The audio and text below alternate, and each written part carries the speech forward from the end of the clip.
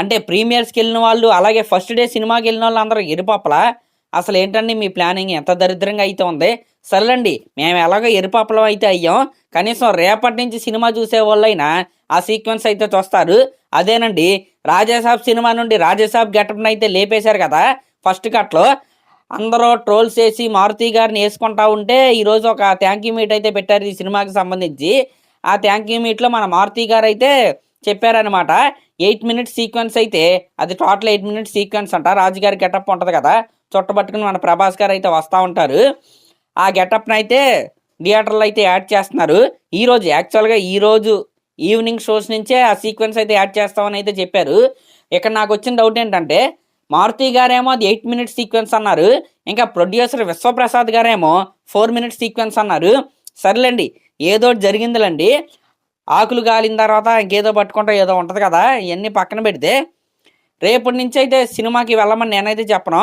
ఎల్లుండి నుంచి అయితే సినిమాకి అయితే వెళ్ళండి రాజాసాబు. అంటే ఫస్ట్ టైం చూసిన వాళ్ళు అయితే వెళ్ళొచ్చు రేపు. సెకండ్ టైం ఎవరైనా చూడాలి, ఆ గెటప్ కోసం సినిమాకి వెళ్ళాలి అని ఎవరైనా అనుకుంటే రేపు అయితే ఆగండి, ఎల్లుండి అయితే వెళ్ళండి. ఎందుకంటే ఎల్లుండి నుంచి రాజాసాబ్ సినిమా యొక్క టికెట్ ప్రైస్లు అయితే తగ్గుతాయి. నార్మల్ ప్రైజ్లు అనమాట, ఎటువంటి హైక్స్ ఉండవు.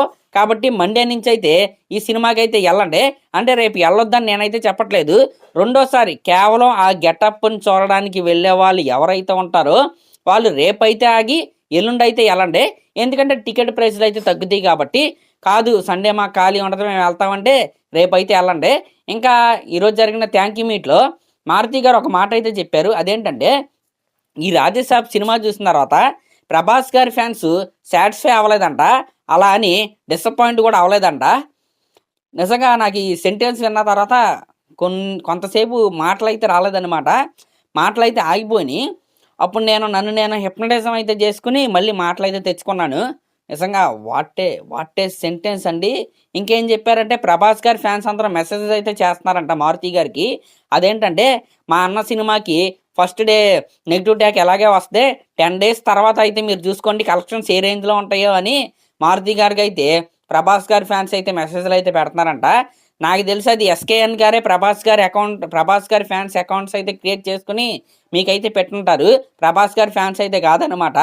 ఎందుకంటే ప్రతి ఒక్కరూ కూడా మీ పైన చాలా కోపంగా అయితే ఉన్నారు. ఎందుకంటే ఫ్యాన్స్ అందరూ కూడా మ్యాక్సిమం ఫ్యాన్స్ షోకే వెళ్తాకైతే చూస్తారు, ప్రీమియర్స్కి అయితే వెళ్ళారు. అంటే ఎంజాయ్ చేయడానికి పేపర్లో ఇవన్నీ పెట్టుకుని ప్రభాస్ గారిని స్క్రీన్ పైన సెలబ్రేట్ చేసుకుందామని అయితే వెళ్ళారు. కానీ తీరా కట్ చేస్తే ఆ మెయిన్ గెటప్ని మీరైతే లేపేశారు.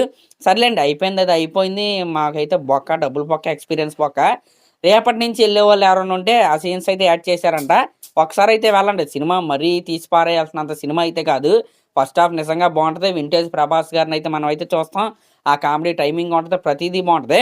సెకండ్ హాఫ్ ఆ ట్రీట్మెంట్, ఆ కొత్త పాయింట్ని నిజంగానే వీళ్ళైతే ఎత్తుకున్నారు.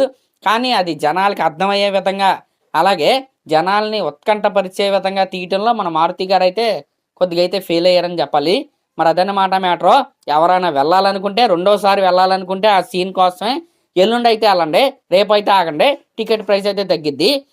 ఇంక ఇది పక్కన పెడితే, ఈ సినిమా ఉంది కదా నవీన్ పాలిశెట్టి గారిది, అనగనగా ఒక రాజు. ఆ సినిమాకి కూడా టికెట్ హైక్స్ ఇచ్చారండి. దేనికండి అసలు? దేనికి? నవీన్ పాలిశెట్టి గారి సినిమాకి టికెట్ హైక్స్ దేనికి? అసలు ఏమన్నా మైండ్ ఉందా మీకు? అసలు రవితేజ గారి సినిమాకి టికెట్ హైక్స్ అయితే తీసుకున్నారు, ఆ సినిమాకి కూడా టికెట్ హైక్స్ అయితే తీసుకున్నారు.